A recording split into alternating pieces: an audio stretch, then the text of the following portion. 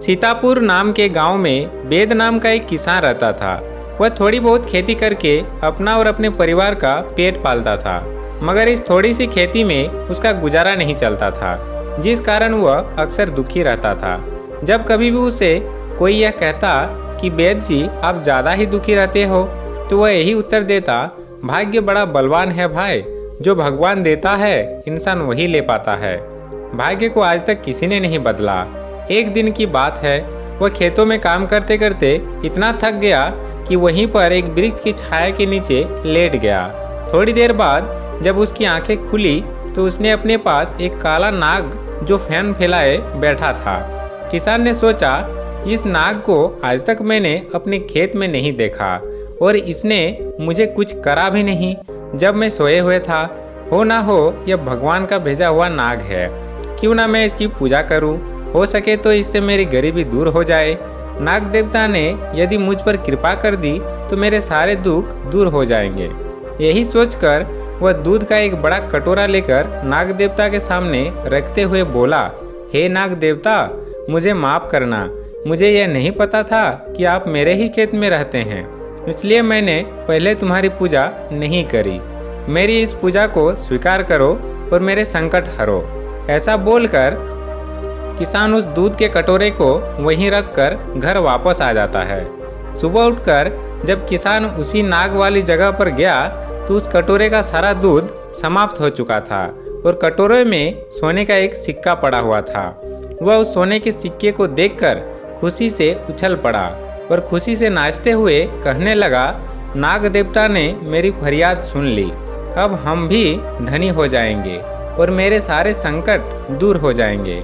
उस दिन से वह किसान हर रात को दूध का कटोरा नाग देवता के लिए भरकर रख आता। सुबह जब भी वह आता तो सोने का एक सिक्का उस कटोरे में मिलता। इस प्रकार वह किसान की गरीबी दूर हो गई। उस सिक्के को बेचकर घर में खूब अच्छा पकाते, अच्छा खाते, लेकिन हर रात वह किसान बोलता, यह सब नाग देवता की कृपा है।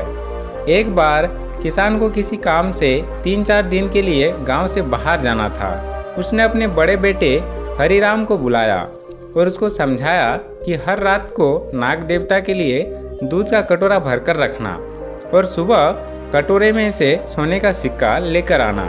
हरिराम ने अपने पिता की सब बातें समझ ली। उसी रात को हरिराम दूध से भरा कटोरा लेकर खेत में चला गया और उसको नाग वाली जगह पर रखकर एक पेड़ के पीछे छिपकर बैठ गया। नाग के आने का इंतजार करने लगा।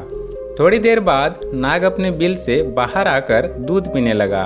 दूध पीने के बाद उसने अपनी मुंह से एक सोने का सिक्का निकाला और कटोरे में डाल दिया, अपने बिल में चला गया। हरिराम यह सब पेड़ के पीछे छिपकर देख रहा था। जब नाग वापस चला गया तो हरिराम ने वह कटोरा उठाया और घर की ओर चल दिए।